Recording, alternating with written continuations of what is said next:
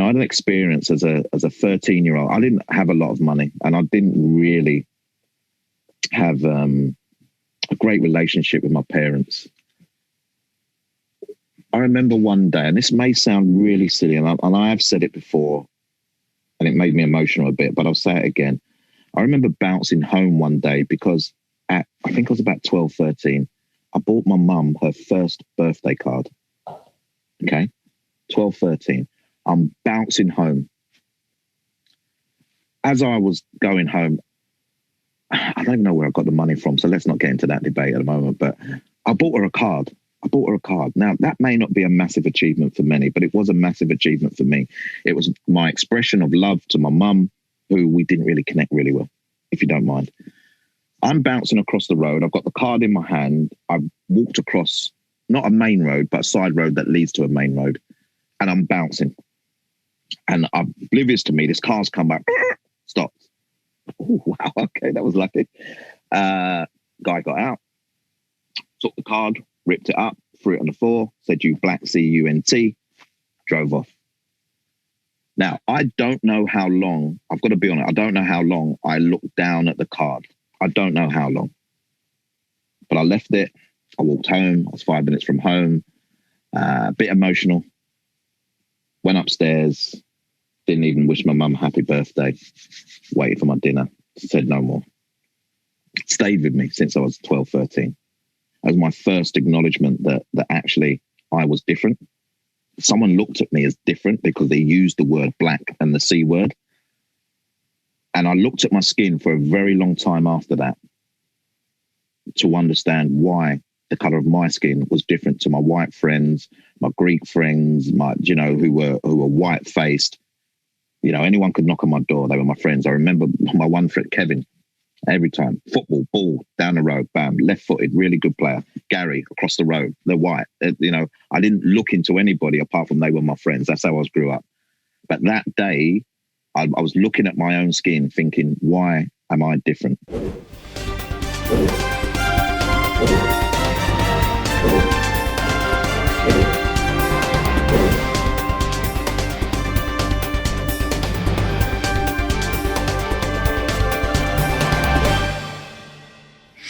Hello and welcome to episode 21 of the Final Whistle podcast with Ant, Martin and myself, Nathan Sherratt. We're absolutely delighted today to be joined by Head of Development from Kick It Out, Troy Townsend. And some of you might know Troy, and we're really delighted to have you, Troy. So could you tell us a little bit about what your role involves and what you get up to? Oh, it may take the whole of the podcast for me to do that, but thanks for having me on, by the way. Really, really privileged and a pleasure to be in with you guys. My title, Head of Development, let's park that there. I'm not sure what it means, but my work is educating players, parents, staff members in the academy environment. So anything from 9s to the age of under 23s, staff and parents around the topical issues that have existed for far too long, far many a year. But there was never education delivered into that process, so young people first, I would say, developing into young players, would not touch the topic of discrimination, would not touch the topic of racism until they'd experienced it. And that's not the right way to do it, so we flip it round, we educate and get their perspective as well, the challenges, the difficulties, open up conversation. And to be honest with you, for the last 6 years, I think I created it. I've been blown away by the conversations that we've been having. Obviously, normally that would be in the environment. I'd go and visit them and we'd have a real honest and open kind of debate around the topic of the colour of your skin, your sexuality. When has that ever been presented before into one so young, And this, obviously, during the last, 10 months, it's been via Zoom. And what we've managed to do is a lot more is get parents sitting in, particularly with their younger ones, and actually learning on the go and open up that kind of discussion as well. So that's an element of my job. The other element is when these situations happen and the wave of stuff that's happening on social media now is to be a supportive person to the players, so any player victimized by predominantly racism at the moment, it's the big focus based on the colour of one's skin. It's me reaching out and, providing that level of support that they may have internally, but I'm the person they speak to, hopefully outside that environment, that maybe can bring something a little bit different to their thought process. I also run the mentoring program. So this is why I say head of development. What does it mean? I run the mentoring program. We run a mentoring program called Raise Your Game. We have a number of events that obviously have been impacted again by COVID, but those events have been empowering. Refereeing is actually one of our disciplines that we mentor on. And we normally get some really good representation. And it's about, entry level or even higher into trying to get people to understand the roles and opportunities that exist in football, but really to help people to try and get on that ladder or get up higher in the game. So, the mentors we have are amazing. They're unbelievable. The support system I've had for that program has been off the scale. And many people say, well, football and those that work in football don't give back. Well, I've found that they always give back and are always keen to give back as well, no matter what field they're working in. So, yeah, that's a little nutshell. I won't bore you with the other little bits and pieces that help knit it all together, but that's a little nutshell of my job role anyway. I found it really interesting what you were saying there, Troy. And, I wrote a piece last summer, it would have been, in the aftermath of sort of the George Floyd thing. And you touched on sort of diversity and things like that. And I wrote sort of a 3-part piece on the 13 blog about sort of sexual orientation, sort of sexism generally and racism. And one of the things that really caught my attention was the fact that I think at the time of writing, it was before Sam Allison had been promoted to the Football League's referee. And so I think we're at a period of about 11 years that we hadn't had a black referee in the middle. And I know we've had a lot of diversity in regards to assistant referees, and that there have been a lot of diversity, certainly, that's been in terms of assistant referees and lower down the scale. But I think for young black and mixed race kids such as myself, to not be able to see, in effect, people who look like us running around in the middle in football, on football pitches as referees, I think that does ask a lot of questions about whether it's actually possible. And I saw, when I did some research, I saw Joel Mannix in an interview with Darren Lewis on CNN talk about, there's a graveyard for black referees where they can't get beyond a certain level and things like that. So I just kind of wondered what kind of your view was what your view was on that, as somebody who's sort of working in that field, more predominantly with players, but haven't seen it with referees that it'd be so long, 11 years. The easiest way for me to compare it and liken it is to the lack of representation in regards to black managers, black coaches. Yeah. So if you compare the fact that we always bounce between 5, 6, down to 2, up to 1. Keith Curl was sacked the other day. Alex Dyer left Kilmarnock.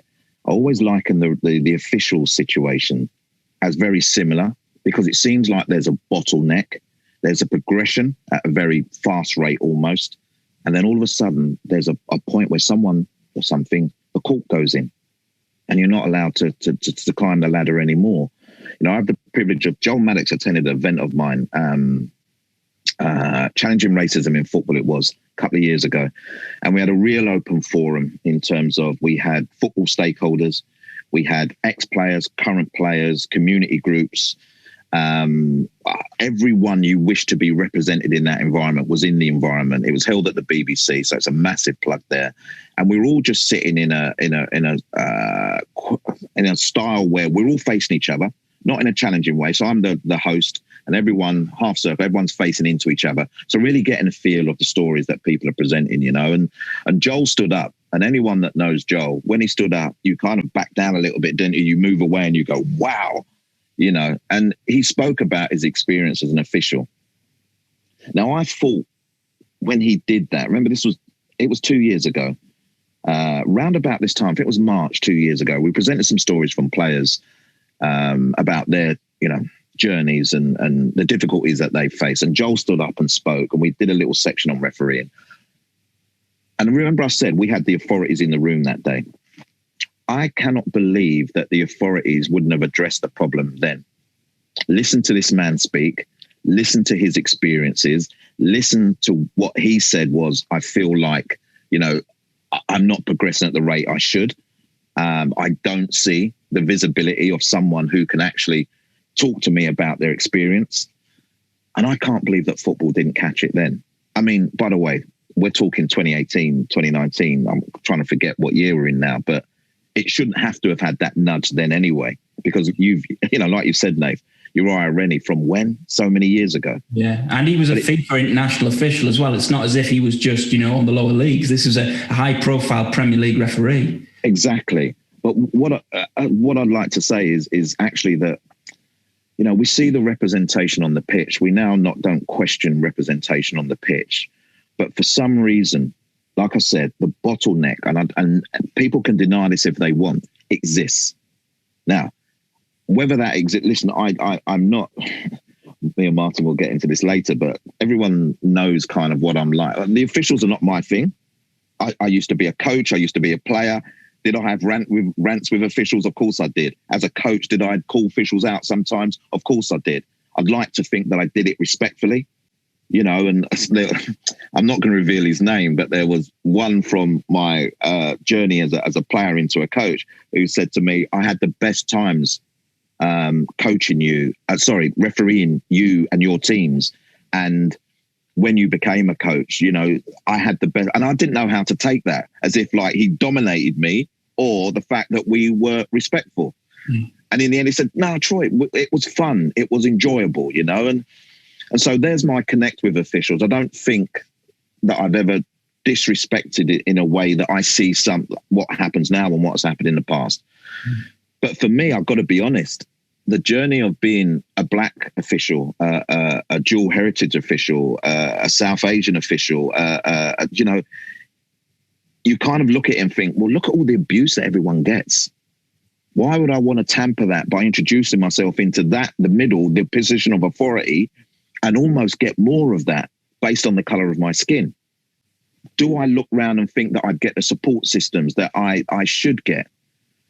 And then the thing about the blockage, if we cannot address the blockage in this day and age, then we're never going to see the progression of officials from underrepresented groups come through the system. We're lauding Sam Allison. And I actually think, why are we lauding him? What? Because we've got one through the system. Happy days. But why are we lauding that? We should fundamentally look back and think, what is the problem? What is the process that is denying the officials the opportunity to progress in their field, in their given field? We don't want, I don't want to be disrespectful at all here, but I'm tired and fed up of the initiatives that says, right, let's go and seek more black and Asian. That is not the way to address the issue. The way to address the issue is go back to its start point and fundamentally ask inside the circle, what's the problem? Are they poor? They're not good? Can they not serve us in the right manner? What is the problem? Until you can address that, we can have a million initiatives. Get, I don't know, hundreds of officials through, speak to them, talk to them. And then when they get to the point where the cap's been put on, some of them will just walk away. Some of them will go, no, I'm going to fight this, but maybe they're fighting the journey alone. So stop the initiatives, ask internally why, what is going on. And if the game really does want to change, if it really does want to have better representation, then it would ask the most difficult of questions inwardly, and listen, a non-league manager, one or two black assistant linesmen, we just call them linesmen then. We didn't have the fancy terminology then. So they were linesmen. All of a sudden they become your friends, because do you know what? They're actually, I know how difficult it is for them to do their job as much as they know how difficult it is for me to be a coach in the industry. So we actually just became friends, because that's what you did. You identified with people and you knew that somewhere along the line they were going to have a tough time. So every time, Dave, I won't say his last name, would come in, how you doing? How's things? You all right? Troy, man, it's tough, this gig, Do you know what I mean? And maybe I didn't even actually acknowledge it as maybe I should have done then growing up as a manager, as a coach, because, you want to look after your own. You want to make sure that, I'm doing what I'm doing. If you want to be official, that's up to you.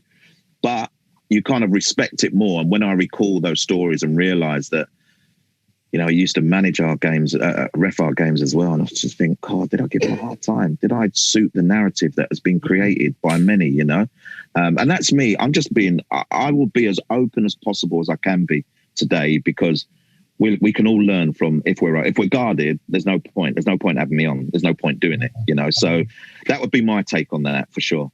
Well, that's brilliant, because it ties in lovely with a couple of things that I've learned by having conversations with people like yourself from the community, that I almost feel like it's an alien community to me, because when I was brought up in, there was no black people in Anfield, where I was born up in a really poor area, and then a family came in, and I seen the reaction of everyone was there, and there was 2 girls in there. And they were both brilliant at football. We used to play in the streets, which no one else does now, do we, play in the street?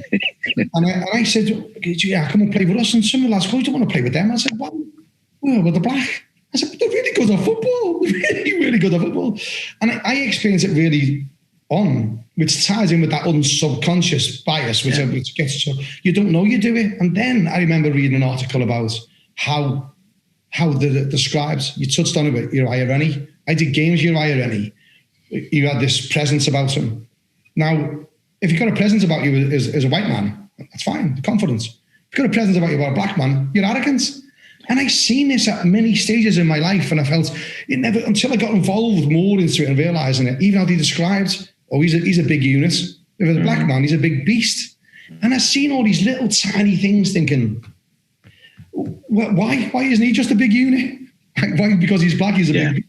And it was all these little subtle things that I started looking into it. And then I reversed it with people. And then when we had our Twitter exchange, which was brilliant, and I wish everyone could challenge each other like you challenged me. It was midnight. It was midnight though, Martin. I think everyone else was asleep. It was brilliant, really. For me, it was powerful, because you're a parent, you've got a son in football. If someone was doing something to your son, particularly because of his role, you would be defensive about it. Well, I experienced that from the hotline we've got. We were the first organisation to start up a national hotline. I get parents phoning me going, I've been told by the FA not to say anything if someone's threatening my child. I've been told, don't get involved, we'll deal with it. The systems will kick in place to look after you. It clearly doesn't happen. So I started seeing the synergy with regards to the black community and all the communities involved from those backgrounds, and a referee who engages with all of those collectively, not individually with their own challenges. And then, but that's fair game. You put on a referee's uniform, and some people, that's fair game. It's okay. It doesn't matter if the black, white, Chinese, anything. It's the role they're in. You go on and you put a kit on, and that's it, no matter what you are. And then I had a chat with someone about homophobia and about being gay in our game. And they said to me, I can escape from being gay. I can go on a football pitch as a referee. And unless I tell people I'm gay, but my friends can't hide from being a black man or a black woman. I can't hide. I can't pretend to be white.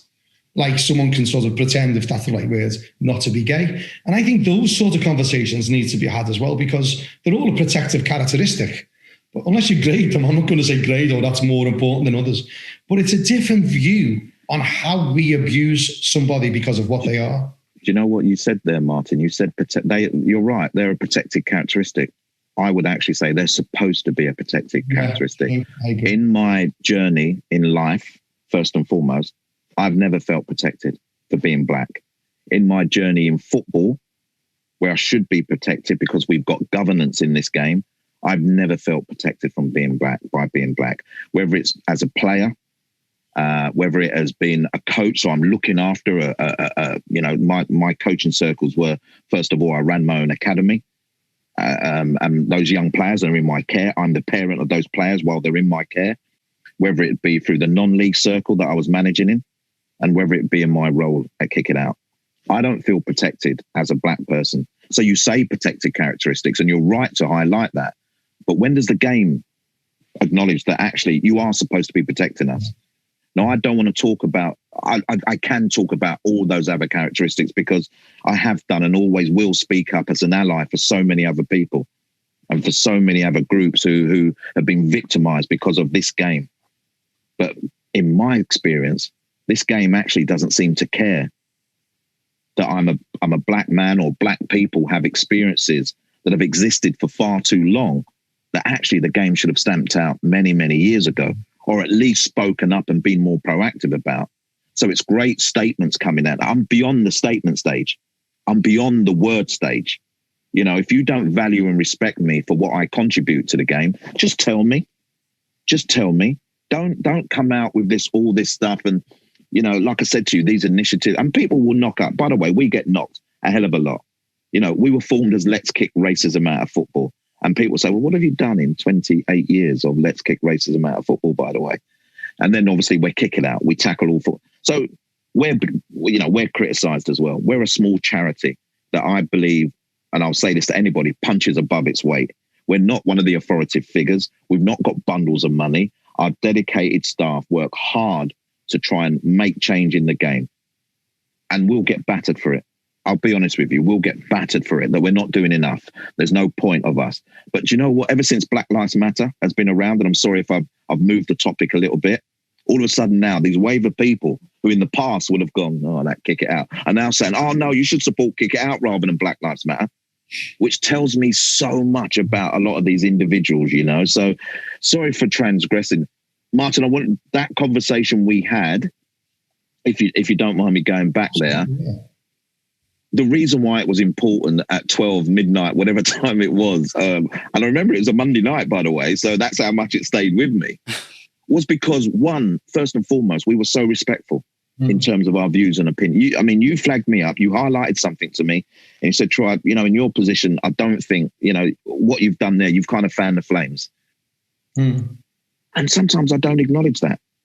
People think that that I don't see myself as this guy who you know, talks on behalf of people, but maybe some people do. Yeah. And I don't think we realize our influence as well on others. And I think that was the thing you was highlighting to me. I've got to be honest, at the beginning, I thought, man, you really think of me like that? Is like, I've got to be honest, do you know what I mean? You really think that I would look to fan the flames of others? But what you did identify is the fact that, no, Troy, it's not that. It's potentially you could, because people listen to you and you influence. And I'm still at midnight going, me, influence? Are you mad? I say my bit. I think people are fed up on my voice. But we have to, I can't take that during the good times. So when people say, oh, Troy, fantastic what you said. I'm pleased that you're talking up. I can't take it at those points and then ignore it when it gets flagged up by a friend. You know, we're fighting two different battles, but we're fighting the same battle. They're not different, actually. They're the same battle, you know, in terms of underrepresentation, in terms of disrespect and disregard, and in terms of actually challenging the hierarchy to do better. So we're on the same page, actually. It's just your page is here and my page is over there. So when you turn it over, you turn to me. When you turn back, you turn to you. So the value and the power of that conversation for anyone that wanted to read it was important. It was, yeah. And that's why I jumped on Twitter, to have engagement with like-minded people, or to influence others, or to try and, say that we can disagree but agree, and then also to say that we can be respectful about that.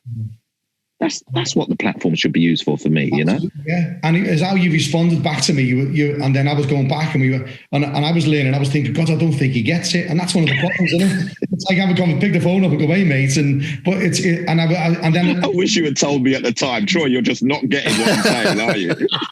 And then when you were saying it, I was thinking, yeah, I'm right. And then what was clear is that that's how debate should be done. And what people think, I'm not going to change, you're wrong. And then it gets more personal. And then even by going on, and I won't name names, even we have people who have worked in high profile positions in refereeing, get personal with referees. They've got a voice. And that's what we were trying to say. We need a voice, don't we? You need a voice for what you believe in and you're really passionate about. And I'm the same with referees. It's the voice that we haven't got. And then you get people who's been in a position of authority in refereeing, then slagging off referees. Yeah. Days later, then saying what a shame it is that there's been death threats. Goes right back to your point. Yeah, which was, you mentioned that word passionate, and I'm a little bit, when people say, oh, you're passionate, Troy, aren't you? I'm not passionate, by the way. If I come across as passionate, that's it. I've been affected. So I've been racially abused on more than enough occasions to know it's not passion. It's because I've been affected and I don't want other people to be affected. And like you, Martin, you've been a referee, and actually, is it a passion or is it a fact that that's your gig? Yeah. That's what you do. And so because you stand up for what you believe in and you will always look, your first point is protect first, then actually, for me, it's not a passion. Passion is me like getting my favorite drink and drinking it, every night I don't do this, by the way, but every night at 10 o'clock. Do you know what I mean? Because I need a tipple to calm me down. My passion is for my favorite drink. This is not a passion. I've been driven into this space. Why have I been driven into this space? Because I've had a theme of racism from ever since I could understand what racism meant. And maybe even before that, but I've not acknowledged it. So if I've had that theme, and then people in my care have had that theme, and then like you've mentioned, my son has had that theme, it's gone beyond passion. Yeah. And that's what sometimes when I talk, people, oh, you're really passionate, Troy, aren't you? It's almost like patting me on my head a little bit. Yeah. And I don't want pats on my head. And I'm not directing that at you, I'm directing that sometimes when I'm in boardrooms or sometimes when I'm having meetings and people say, we can see your passion. No, I'm trying to tell you the impact.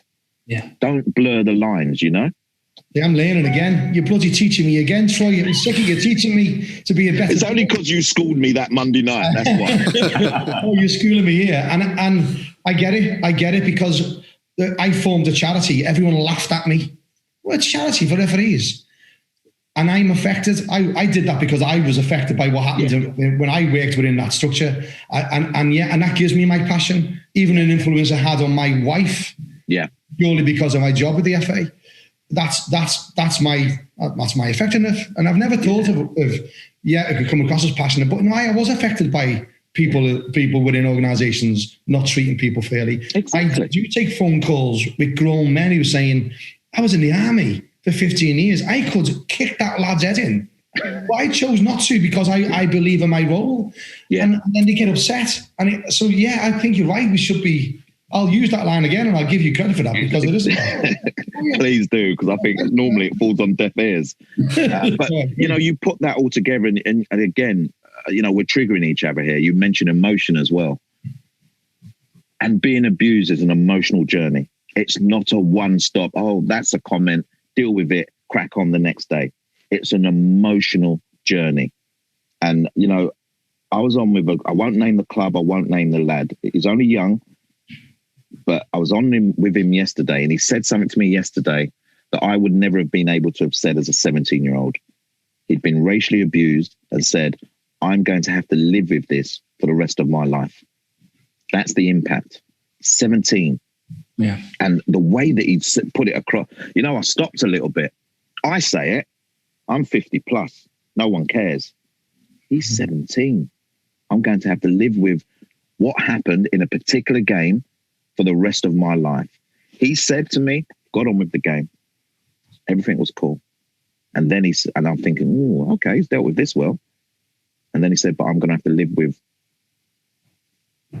the monkey chance, the player who was abusing him throughout the whole game. I remember it like it was yesterday. And it was 5 years previous. And the fact that he had the confidence, the power to come out and say it to me, when he said it will be with me for the rest of my life, that's the impact. That's the impact that we've got to stop. And even if people don't want to listen to me anymore because I'm too old, I've cut my hair today, so there's no grey in it. Magnolia. It's magnolia, not grey. Magnolia. Listen to the voice of a 17-year-old. Listen to the voice of, I have the privilege, and I've got to say this, it's a massive privilege when I sit in on sessions and I hear young players talking to me about their experiences.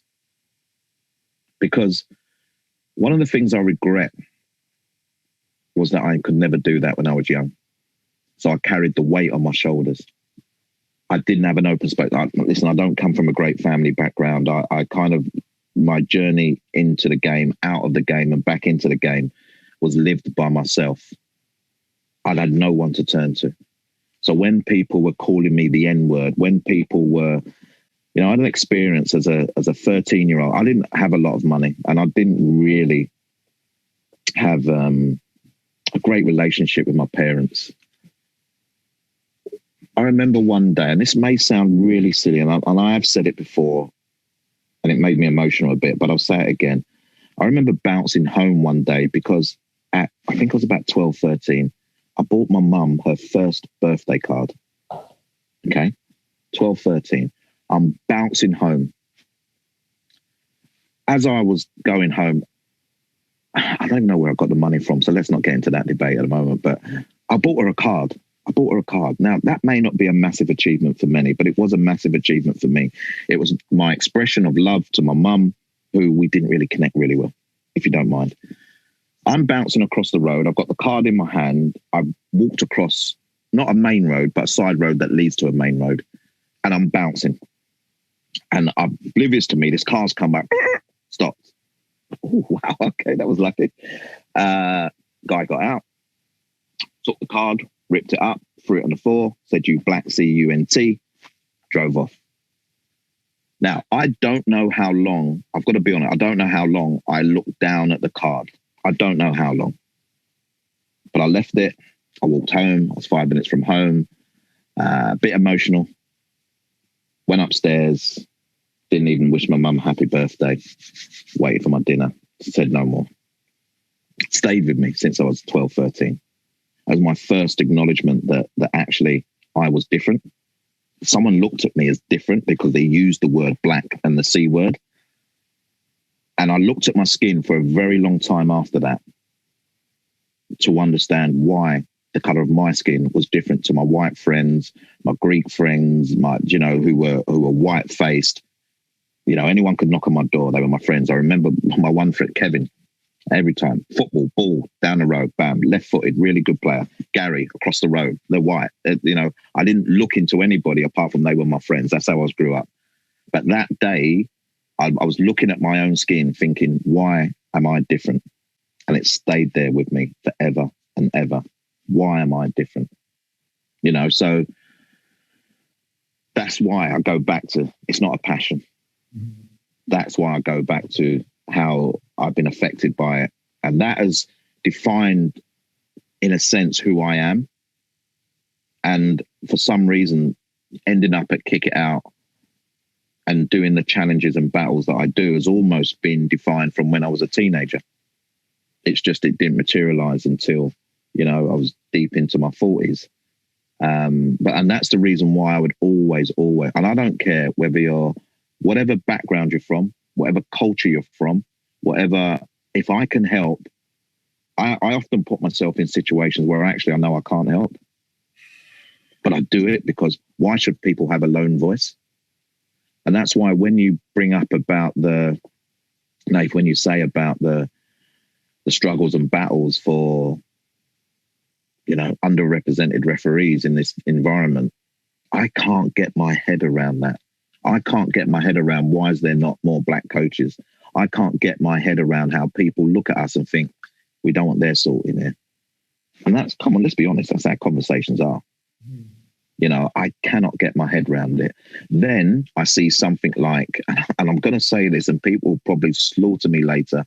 I see something like Greg Clark's words to the DCMS committee, calling coloured, calling Asians who, they prefer to work in IT, talking about referencing gay people and talking about, and I'm thinking,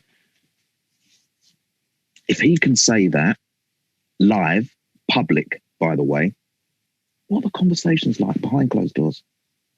Exactly. I know I'm talking a lot and I'm sorry. It hurts me. It hurts me to think that he led the FA for 4 years. Does it hurt you also, Troy, though, to think about the fact that potentially he's having meetings at Wembley, FAHQ, and there are people, and he may be talking about this even behind closed doors meetings, and this kind of stuff's not being challenged? We can't judge it. And we'd be wrong to judge it. But it'd also be wrong not to have it go through your thought process, wouldn't it? So we can't label anything at anyone, because I'll be up on disrepute charge. They love putting me up on disrepute charges anyway, so bothered. But it has to go through our thought process. It goes through our psyche, doesn't it? If you're prepared to say it publicly, what happens behind closed doors? Mm-hmm. And I'm not just saying within that environment, I'm talking about all environments. Yeah. So until we are accepted as human beings, until we are accepted for the quality or whatever we bring to the game, where are we going to see change? I just think it's unbelievable because, to be honest, Troy, and I'm not trying to blow smoke up your arse here. Oh, please don't, because it would never go up there anyway. I genuinely think, right, about it from, like you say, a playing perspective. You know, I'm a Newcastle United fan, and I think about when your son played for Newcastle United, how much enjoyment he gave me watching him. Short period of time. I also think about someone who else you might know very well, and I assume you do know very well, Chris Hughton, how much appreciation he gave me when he was managing our team. And I just think, you know, that there's so much appreciation that people can give you. I really appreciated from a distance the job that Darren Moore did at West Brom, and I couldn't understand. Again, this is just my musings here. I can't understand how he's managing in League One now after the work he did to almost save an unsavable position from West Bromwich Albion. And that's why when I managers, which you've sort of said a little bit like the referees in a position, there's a lot of things that I can't understand why this, you know, things are the way they are. Nath, I'll get criticised for being openly sharing my opinions around Chris Hughton. I'll get criticised for openly sharing my opinions on Darren Moore, because I think they need to be discussed and spoken about. The Newcastle, you know what? That Newcastle experience shows me about how much good people are in and around football. You know, I went up to St James's Park. Andros Townsend was against Everton, but we won't talk about that. Got absolutely battered, by the way. Yeah. But the first one at St James's Park, I went up to Newcastle that day, not knowing what to expect. Got in the ground, empty. Oh, 55,000. And this place doesn't look like it's going to get about 10. But I looked over the city. And I just thought, wow. By the time 3 o'clock came and that whistle blew and the raucous roar of those fans, I had a little chill in me. Andros played well, won. It seemed like there's an instant attraction. But let me talk about it from a parental perspective, a black man coming into the environment. And by the way, I know the history around Sir Les and Andy Cole and whatever else, but still there's a little bit of trepidation about being accepted. Yeah. And people were so warming. They didn't know who I was, but all of a sudden they started to, I wonder if he's like Andros' dad. They were so warming and welcoming. He scored the goal against Crystal Palace, the free kick. Yeah. And there's a guy who was sitting down there who just looked at me with almost the same pride that I had. Yeah. And I was like, how can you have that? But it was immense pride. Yeah. And he went to me, told you. Yeah. And I smiled. And then one other story. Troy, because when I think about Andros in a black and white shirt, that's the moment that... That's the moment that, yeah. So it was a great free kick. It was so important trying to stay in the Premier League. It sticks with me, that, and it will do forever. And there was one other moment I just wanted to share. So after that game, the next day, we'd stay over the weekend, and all of a sudden, I'm becoming like, you know, I've become part of the Geordie clan, you know, and it felt good. We were in a very nice area. And I go Sunday morning for the papers, because you know what's going to be in the papers. And it's pouring down with rain. But I've gone, you know what? Yeah, I'm going to get the papers. I'll see you all in a minute. I've gone up to the paper shop. And the shop owner, I imagine, or the shopkeeper, I don't know what we call him anymore, to be fair. I don't know what is the acceptable term to call someone who's behind the counter of a shop. And I've picked up 10 papers. She's gone to me, you look like a footballer. And I said, not me. I said, nah, not me, not anymore. She got the paper. She goes, why have you got so many papers? And it was inquisitive in such a lovely way. And I didn't want to say anything, right? I'm going, I'm just interested. I'm up for the weekend. I'm just interested in blah, blah, blah. There's something you're not telling me, isn't there? I was like, no, I'm just inquisitive. We had a 10-minute conversation. The queue was outside the door. No one was moaning. And I left. I'd see you later. See you next week. Bye. And everyone kind of like was looking at me as I walked out, but not horribly, in a really nice way. Yeah. They're all listening to the conversation. I couldn't do that in London. Yeah. I couldn't do that in London. All hell would have broken loose in London. But the fact that she was inquisitive, but she wanted to talk, and the queue was there. And people say, well, Troy, that happens. But for me, it just showed that it didn't matter whether I was black. It didn't matter that, I was taking up their time. It was just a conversation that everyone was interested in. It was about, and in the end, we were talking a little bit about Newcastle. And then I thought, I actually said, I could live here. I actually said it, I could live here, and so it was gutting when he left. And listen, I see the critical bits. I see the bits where fans have said they want him back. And there was no one more hurt than Andros that the club went down. Yeah. There was no one. And you know what? There was no one more. It was deflating because we watch 13 games, and we go everywhere. It doesn't matter where it is. We go everywhere. So we saw the high moments. We were at the Villa game, the 0-0, the one that said, yeah, that's it, it's all over. Sorry, we've turned this to Newcastle, by the way. I hope you don't mind.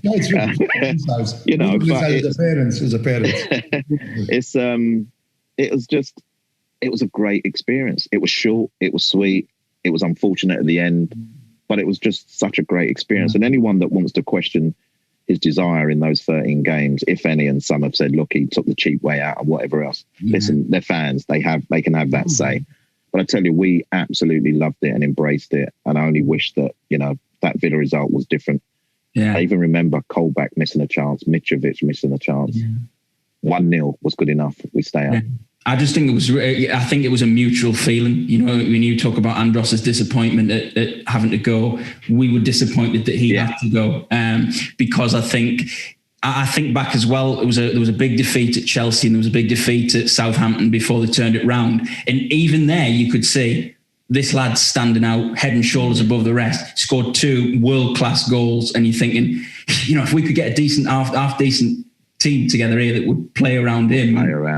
We could have made a big difference, and that's why I think there's a mutual disappointment. I think it's really good. If I think we could fill up the whole of this podcast with those Newcastle memories. Sorry, guys. Sorry. Well, I'll take this opportunity. If we're going to move on from Newcastle, you probably could talk for ages, but I've sat here for 40 minutes like just a mesmerised audience member. I could listen to these sorts of conversations for so long. I think anyone could, to be honest. I just want to pick up on 2 things that have been mentioned. Yeah. First of all, Twitter. If everyone used Twitter in the way that Troy and Martin did with your exchange between each other, it would be the most positive, excellent tool for progressing opinions and thoughts and all that sort of stuff. And it's such a shame that, a lot of the work that we three, myself, Martin, Nathan, do is on social media. Without social media, we wouldn't be able to get our messages out there. Like, we wouldn't be able to create the support communities that we do. But at the moment, it seems to have regressed into this horrible, spiteful, nasty, toxic place. That... And it's going to come up in the next few weeks, I think, as well, because there's just been a massive kind of signed document by a lot of key stakeholders in the game, the Premier League, the Football Association, various different clubs and individuals have put pressure on Twitter and social media to say, you need to do something about your platform to stop these anonymous people abusing anyone else. Like, there needs to be actual physical punishments to the people that are doing this, not just ban their accounts because they'll make a new one and they carry on as normal. And I just want to say, in the same way that Twitter in this instance can be so powerful and positive, the way you guys used it, it can be so negative and nasty for the way it's used in other ways. And it seems like you say, when there's an argument on there, people very quickly forget what the point of the argument was, and then they attack the person making the arguments. And that's just, it is what it is, but it's horrible and something needs to happen.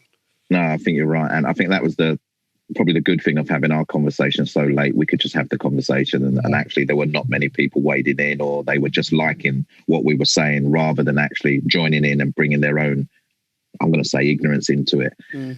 The positivity thing is everything that we've all spoken about, football's everyone knows football's a big industry, but actually it's quite small. Everyone seems to know everyone. I've created such a connect with people that listen here today. Would I have created that without social media?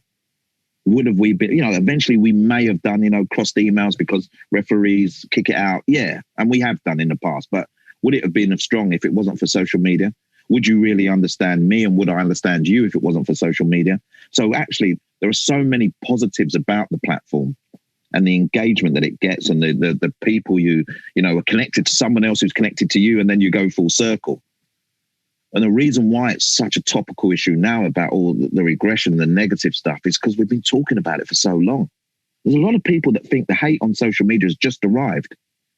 And I could take them back to Tammy Abrahams missing the penalty against Liverpool in this Euro Super Cup final, and the abuse that he received that he didn't see, but his mum saw it. I could take you back to a couple of years before that. So what we're saying is we're tired because everyone's going, it's almost like social media is using us as if we're a little bit, maybe we don't know so much. So they're now saying, oh, look what we've created. And we're saying, but hold on a minute. This platform, with all the technology that it has, I'm not a tech guy, by the way, but the minute I do something on my Mac that is complicated, I celebrate it, right? And I don't understand how these platforms cannot just stop saying the things that they feel we want to hear. We're done listening to that now, and just start creating the change that we want to see. I'm not sure about the impact of the signed letter. Let's be serious. Twitter, Facebook, Instagram, they're American-owned businesses. They don't care about sports people in England. They don't really care about it. Hate has existed on those platforms forever and a day. And until there's some kind of change, and I was told changing some kind of wording in America that holds them to account, then we can talk as much as we want. This harms bill, when's it going to happen? That's what I want. If the harms bill is going to come in the summer, at least we know, what? We only have to hold out till the summer, and then we've got the harms bill. But is it happening in the summer? I'm often told that sometimes, what it's like, Oliver Dowden is on it at the moment. He's on it. He's on, everywhere. There's a shuffle. Oliver moves up, sideways, downwards, whatever. All the paperwork's there. Someone else goes, I can't bother to read that. Let's start from zero. Yeah. And that's what has been happening. And these are the things that you can't fool us with. So tell us defined timelines. Tell us when the change is happening. Tell us when your platform becomes fit for purpose for every human being that wants to use it, by the way, to use it. And then we'll start going, how great Twitter is, how great Instagram is.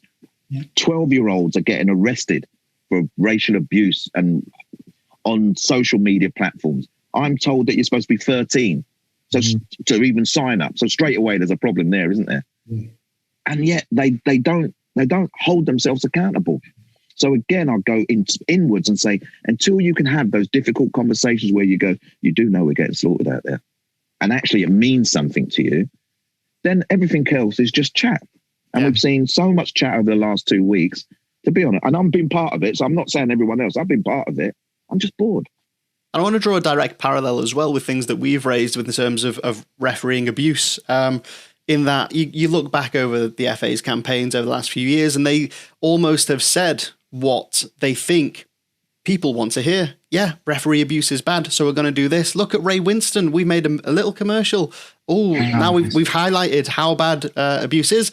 We assume that this commercial is enough to make it stop. Like Facebook saying, "Oh yeah, we'll acknowledge it, and we'll do some things, or we say we will, and then it'll just stop." It won't. It's treating these big umbrellas over the top. They're treating the symptoms instead of, like you say, go into the cause of what and why these things are happening. And like you said, these are tough conversations that we need to have, because if we don't have them, it's just going to perpetually continue until the end of time. Breaking point. Yeah. Breaking point. You know what? But the power of the footballing community now, and you throw anyone who you want to in that community who works in this space, who understands the negativity around this space, is not letting this go anymore. I used to always say that I felt like a lone voice. I felt like the only one that was nagging. I felt like, every time Troy, can you come on the news? And can you, and then people are like, oh, here he goes again. That thing, he's playing the race card, a card that I've never seen before, but he's playing the race card. Now, I actually feel, you know what, there's a growth. There's more people who have been empowered. We're actually saying the same things, but in different circles. There's no getting away from it no more, you know. And for me, if I'm going to take anything out of last summer, you know, we're all in a different period of time now. We're all experiencing things that no one in our lifetime has ever experienced. But the power of last summer for me, and, you know, people want to use it as a negative, is the fact that we found a voice. We're talking about our experiences. We're not just accepting now the videos, the statements, the sound bites, you know, let's talk about racism today, you know, let's talk about the impact of victimization on officials. We're not accepting the sound bites no more. Be honest, be clear, be precise in what you want to achieve so that we can affect the change that I believe 90% of people want to see. No referee should walk on a football pitch in fear, as no black player should walk on a football pitch in fear. Yeah. Last week, the Mendy and Rudiger made them, you know, there was an incident, you know, like, your ball, my ball, your ball, goal. The first thing I did was go onto Instagram, Rudiger's Instagram. Yeah, there it is. The monkey emojis, gorilla, ape. If that's the first thing that is going through my mindset while I'm watching a game of football, what's going through the player's mind when the incident happens? He's been victimised twice in a short space of time. Alex Tanzabi comes on 92nd minute, 93rd minute, makes a foul halfway up the pitch. Man United defending. Harry Maguire drops deep. He doesn't stay with the line. De Gea comes out with no purpose. Dominic Calvert-Lewin, goal, 3-3. Who gets the abuse out of all those three players? Don't tell me this is not designed by people who have racial hatred as their thought process. No one tell, because actually, you know, Instagram says, well, you know, the use of our emojis are not racist. Well, that's because you don't understand what it means to a black person. That's because you don't appreciate and value the impact of just a row of gorilla emojis.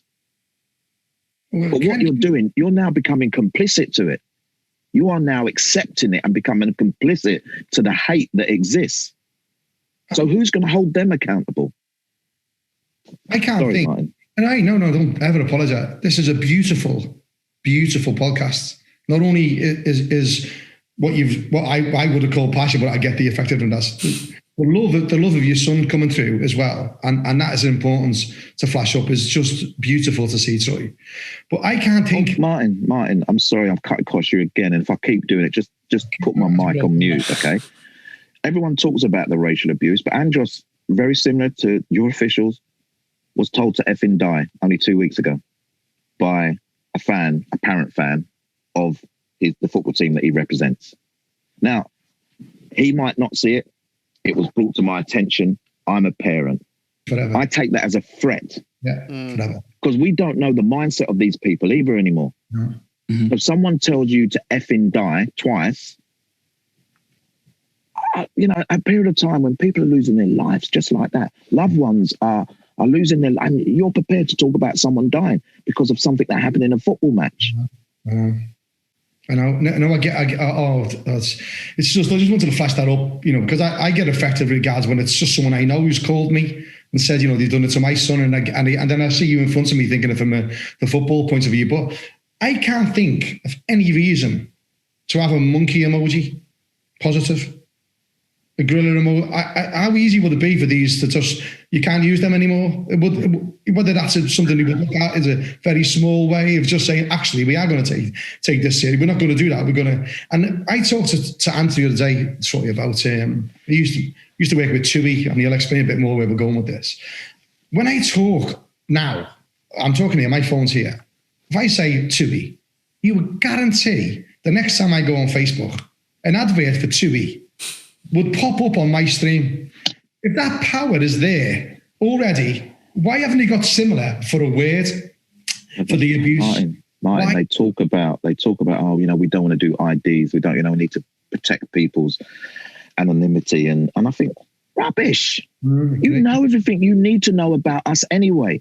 And if anyone believes not, you're fooled. Like you said, you click on one advert and all your social media accounts, by the way, start flagging up that advert in different ways. So it's actually, I was going to swear, and I'm so pleased you reminded me at the outset, Troy, don't swear, because I don't normally swear. I said it's all right. Drop a swear word. I was only going to say bullshit, but I mean, that's not even swearing, is it? But it gets, well, you can tell now, it gets me angry because they keep making the excuses. And for anyone that feels, no, I want to protect my identity. I'm not, signing up for this. And I'm not giving them that. They've got it anyway. Means to them, for money. Yeah. It makes them money. When it makes them money, we did it. We used to, because of COVID and everything. We always go away with my family. I'm from Liverpool, and we could go on for ages here. So, but I got another thing that pointed to me is Sky gets scouts at me. I've been down here 31 years in Somerset, longer than I was in Liverpool for.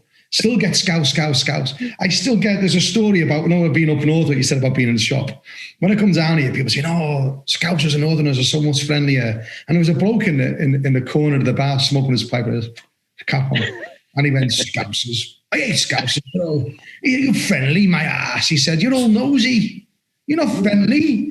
I mean, what do you mean? He goes, if I go up north, I want to have a pint and quiet. I don't want to get, hey, mate, where you from? Where you from? And it was really a bit of an awakening for me. I think, well, I was just nosy or friendly, so it depends on where you frame it.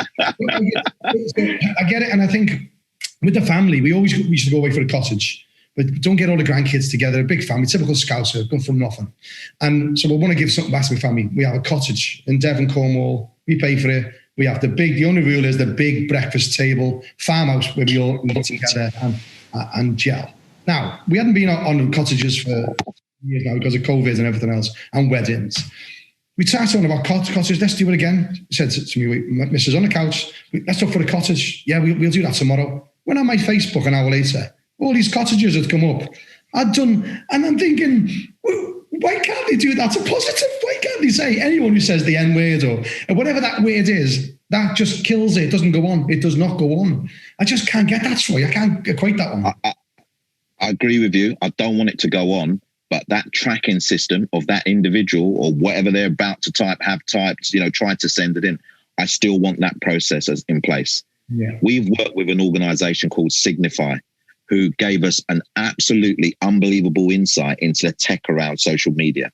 Okay, how they can track anybody's account, how they can, let's say it's a football situation and this person is connected to a group of fans who are up to no good. They can track that. They can track the messages that said, let's meet at this at that time. They know the pool of people in that message. Lo and behold, something happens at the ground. Or outside the ground, they can identify the people. So it is not rocket science. It's not hard to implement. There's organized, it's funny, because on my business profile, LinkedIn, people are now messaging me saying, we can do this, we can do that. All this technology now, they're coming from all these, we can do it. And it's not marketing stuff. It's actual people who are now going, Troy, I've just seen you talk on social media. What a load of crap. This is my organization. There's actually people out there who could embarrass our social media companies in the fact that they're still saying to us, we've eliminated, the monkey emoji if it has the N-word next to it. And we're trying to make sure that, if players do this, and it's not the players' responsibility, it's not the people that use the platform's responsibility, it's your responsibility. Yeah, 100%. And the thing is, as well, and we'll come back to the thing of who's responsible. We've got the technology to eradicate it, but these companies are making a choice to not. Complicit. Yeah, complicit. I just think it's unbelievable how people can want an anonymity. If you have an opinion and you are feeling strong enough about that opinion that you want to share that opinion with the world, you've got to have the courage of your convictions to stand by what you're saying. Well, also, if I was to ask you, what is Instagram? What is it for? What is it for? You probably sharing half-naked photos of myself. Oh, yes.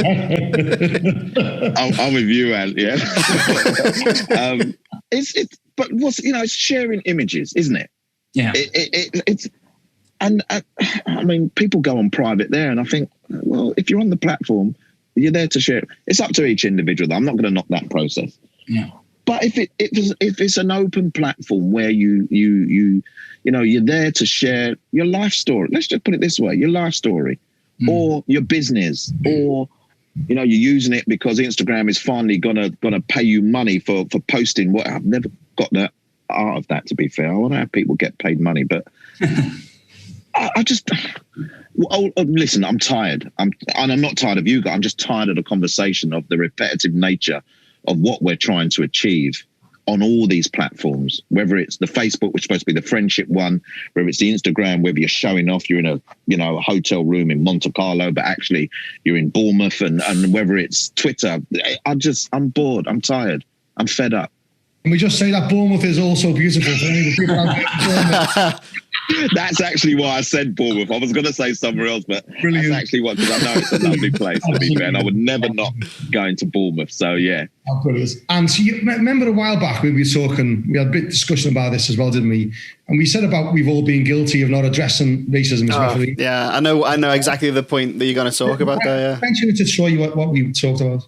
So when I was about 19, 20, I was in university in Wales, and I was doing refereeing at the weekends, and it was rural Wales. It was middle of nowhere, and everyone looked like me. Everyone was white, 99% of people. There was one lad that was playing. He's a black lad, and as it was open play. I think everyone was just coming back to defend a free kick or something. And one of the defenders said, "Yeah, someone mark this darkie." And at the time, I heard it clear as day. I was like 5 meters away from it. And at the time, I didn't address it. I pretended I didn't hear it. I didn't have the confidence or I don't know what it was. We've spoken about this in one of the other podcast episodes. And I didn't address it. And I looked straight at the player. He looked at me. He looked through me, because I had the opportunity, and I should have taken action. I should have done something, but I didn't. And that stays with me now. This was about 15 odd years ago at this point. And I still think to that day, and I remember the lad's name and everything. And I just think there needs to be something that is maybe taught at the basic referees course or something as well, to say, listen, if you don't take action, it's not, I'm not going to say it's as bad, but you're not taking an opportunity to correct behaviour at that moment, which was racism. Now, I don't think that this Welsh guy was overtly racist, but he is, by using that choice of words, acting in a racist way.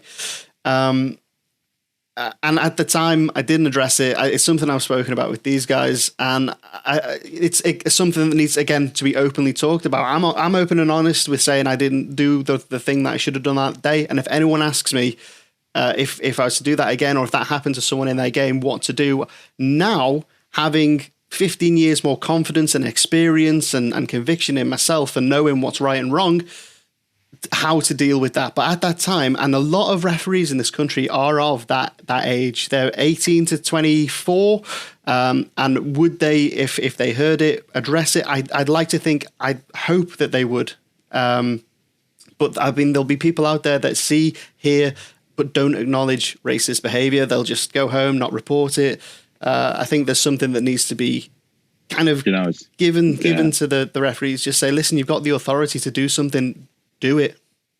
I remember before Russia World Cup, we met with a delegation of Russian representatives, talking about the officials, everyone was talking about the expectation that it's going to kick off in Russia. And it's one of the things that I said straight away: are your referees prepared? Do they know the sounds that come out of the stadium? Do they know the subtleties that are directed to black players? We're going to make it part of our educational process for our officials come the season afterwards. I've got a colleague who works with me, who's a referee, by the way. We've spoken about it, that simple touch point of education. For some reason, I think people think the only ones that need educating are the players and the fans. They're the only ones that need educating. Players and the fans, that's it. Well, no, actually, we all need to upskill ourselves when we're talking about, the uncomfortable nature of like you've said, Ant, there, not challenging something. So how do we redress that? I've said it. Amount of people criticize us. Oh, you lot, you're just t-shirts. That's all you do. You know, professional players. We put on a t-shirt, we take it off, and we throw it on the floor. I said, no. The t-shirt. Anyone that wants to advertise a business, promote a product, whatever, it's the best way to do it. Best form of advertising the t-shirt. Yeah, everyone sees it. I said, but did you ask any questions when you put the t-shirt? How many kit man threw you the t-shirt? Guys, put this kick it out t-shirt on today. What questions did you ask? You know, so at that point, you've just chosen to wear the t-shirt and ignore the message. So I'm fed up of players saying we were just told to wear a kick it out t-shirt once a year. What was you doing the other 364? Or if it was a leap year, the 365. So it's easy to blame outwardly, but what about you? Where's your responsibility in that? You know, you're sitting, I'm not going to name him, you're sitting next to black players who have been victimized, by the way, who couldn't share their experience with you because you showed no ounce of wanting to understand what they were going through. And that has existed for years. 15 years ago, I would say, Ant, we were in a space where everyone was uncomfortable. So you were part of the problem that we had as such with going, you know what, it's actually better if I don't address it because I don't bring attention to, no, I'm not having a go here, but, you know, I don't bring attention to myself. There's a lot of paperwork to fill out. And I'm not saying that's the reason you did it, but it was a period of time when actually it was easier to than to address. Absolutely, I agree. Yeah, you know, I was watching my academy 4 years ago. I'm watching my number 10, who's an excellent player. And I've come as a spectator. I'd stopped coaching at this time. And Troy, can you come up? So I'm watching the 10. It's a brilliant player. And he doesn't look happy playing football. How could you not look happy playing football? He's going about his business. He's doing a little bit. But he's not. So at half time, I went over to him. I said, what's wrong with you? I said, you're bossing the game, but you don't look like you're enjoying it. He's called me the N-word. I said, what? He's called me the N-word. I said, have you told anyone? Told the referee. Wait there. Ref. My player says that he's been called the N-word, but yeah, he told me. Ref, are you going to, what have you, well, I didn't think I'd do anything now. I thought I'd do it at the end of the game. I said, have you seen the look on his face? And he went, yeah, I know. Well, what should I do? Now, reflecting on it, I was critical. I hold my hand up, but reflecting on it, that just shows the amount of lack of education inputted into the official who didn't know how to deal with the situation. So I said, you should have stopped the game. You should have brought the players together. If you need to bring the coaches in, you should have brought, it's a youth game. Could have brought the coaches in. We could have had this out and maybe it would have stopped it. It continued in the second half. He still didn't do anything. And Troy, so I was just going to say, Troy, I've got something to add to that, actually. You talk about the landscape there initially. And I was born in the late 90s. And when I had some racial abuse, it was at primary school level. And I felt quite lucky, actually. And I know that I'm in a less diverse area of the country than maybe some of the people who'll be listening to this and maybe yourself. But I still feel very, very lucky that was something that maybe happened once or twice when I was a young lad and I didn't really experience it too much more. And then obviously I started becoming a referee when I could qualify to become a referee. And last season was the first time I had an incident. It's very, very similar to the one that you described there. And that's why I thought it would be, worth me coming in. Yeah. I think the thing is, I'll say, obviously we've spoken here for some time now, quite a way through this podcast, and you know that I have an awareness and an appreciation of racism and that. And I think that for me, I remember this happening. It was a set piece, and the player came straight over to me and said, "Look, this is what happened." And I was in a good position for the set piece.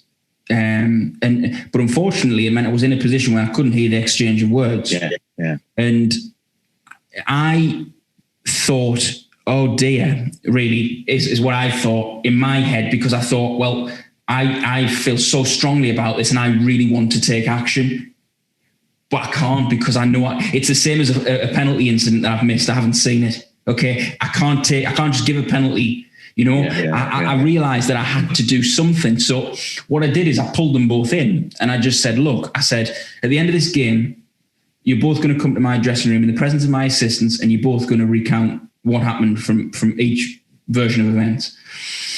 And they just said, right, okay. And I literally did what I felt was the right thing to do as a referee of reasonable experience. What felt right to me was what I did. I did what felt right, what I thought I should be doing. And then about 2 weeks after that, the FA came out with official guidance for match officials in how to deal with it. And I think there was about 10 checkpoints, and I think I'd done 9 of them out of instinct. Brilliant. Which I was really pleased about reading it. And I breathed a big sigh of relief as well, because I knew that it was going to come to a hearing, and I knew that there'd be some examination of the way that I dealt with it. And I was worried about that. There's going to be some who won't have those checkpoints. Yeah. I mean, it's great bringing out documentation, but where's the physical education? Yeah. You know, in the end, that incident went to hearing. Yeah. And the mitigating circumstance from our point was the referee. He didn't turn up. Yeah.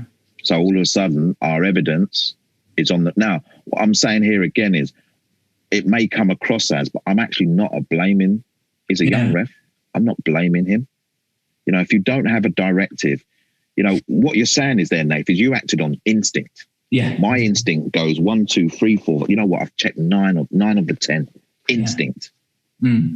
This official didn't have instinct. Yeah. Or his only instinct was, let's do a bit at the end of the game. Yeah. But yet it happened progressively through the game.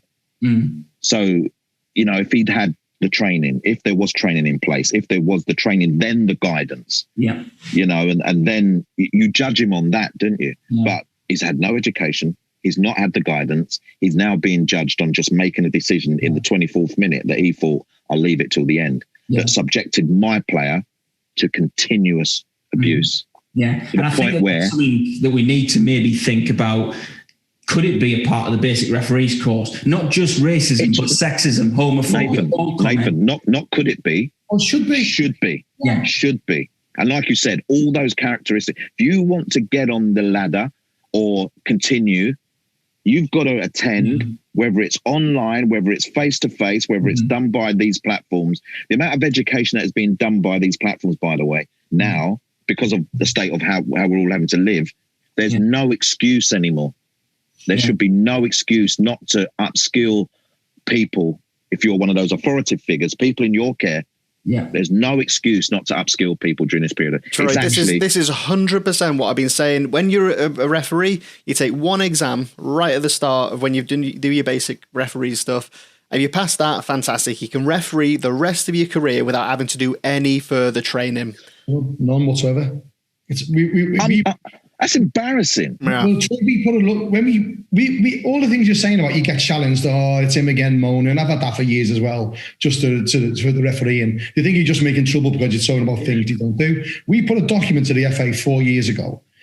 Love the whistle documents, and in it was why do referees can tick a box and never ever get trained again if they're not going for promotion, but they don't get assessed.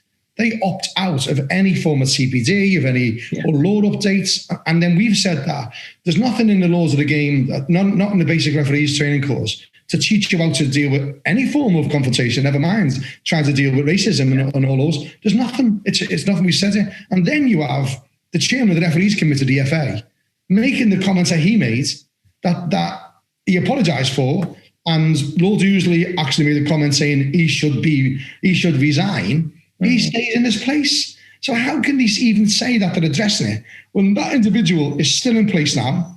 The worst thing is that Martin, it makes it look worse for all of you.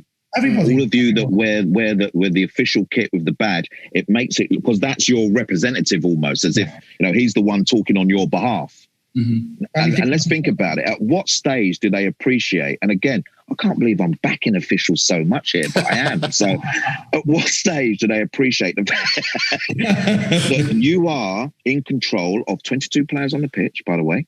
Yeah. And let's say at any stage, has anyone looked at the makeup of the 22 players that you're officiating on? What the uniqueness that they bring to the game, which then you've got to manage. Forget the referee in the game. I'm talking about with the cultures, the backgrounds, then you've got the managers, add the managers to that as well. Then you add, any other official that's on the from those teams. Yeah. That's a lot to control and manage just in a football perspective. But like we saw with the incident, the PSG incident, it ignites. That's it. One mistake ignites the flame for officials to be criticised. Yeah. And right. I think that comes again from. My battery is running. I didn't expect to be on so long. But to be fair, I don't think we did either. Let me just get my charger very quickly. Beats working any day of the week, this conversation. Definitely.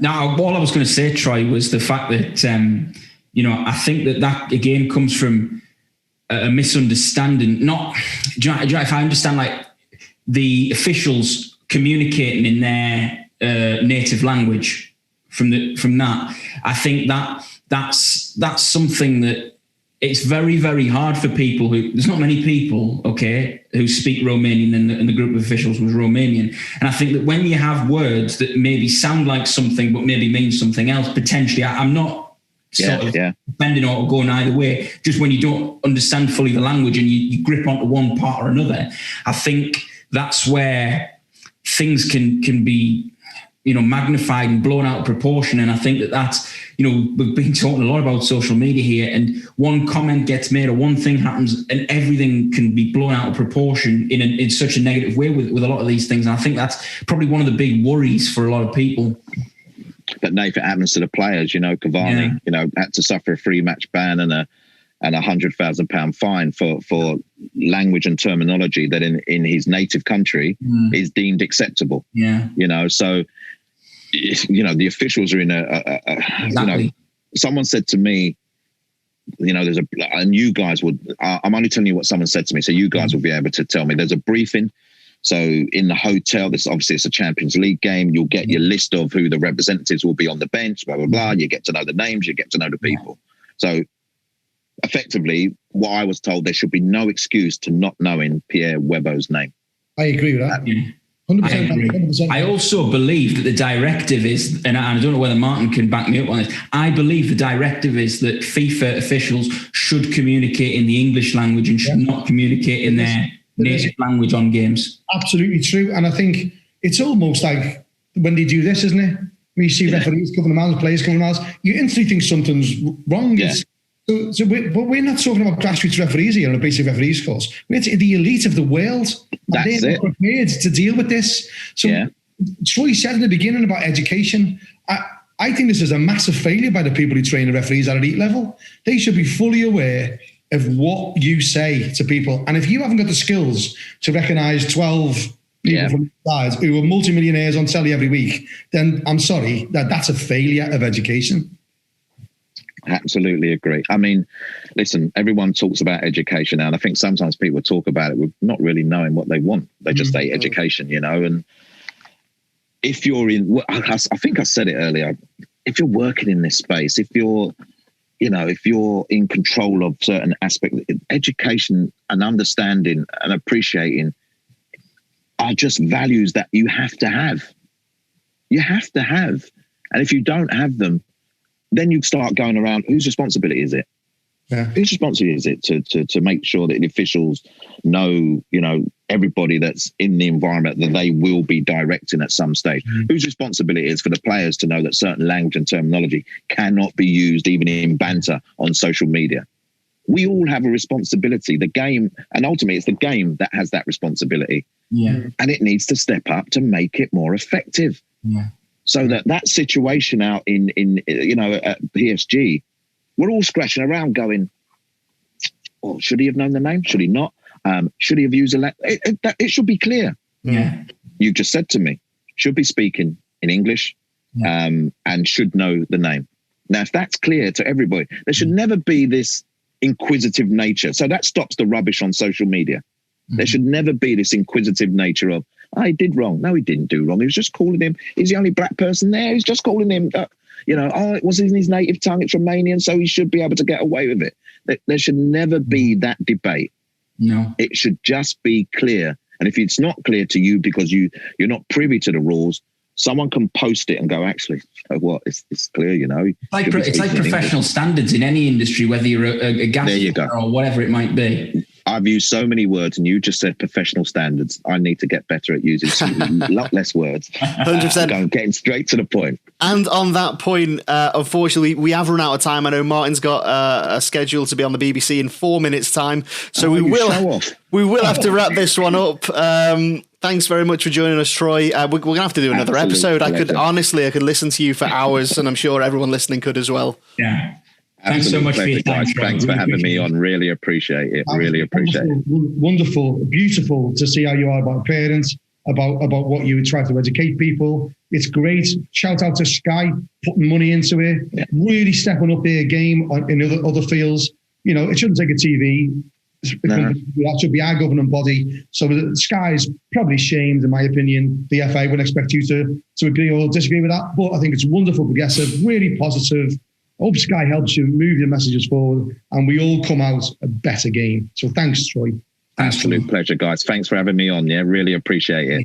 Thanks. Thank you very much.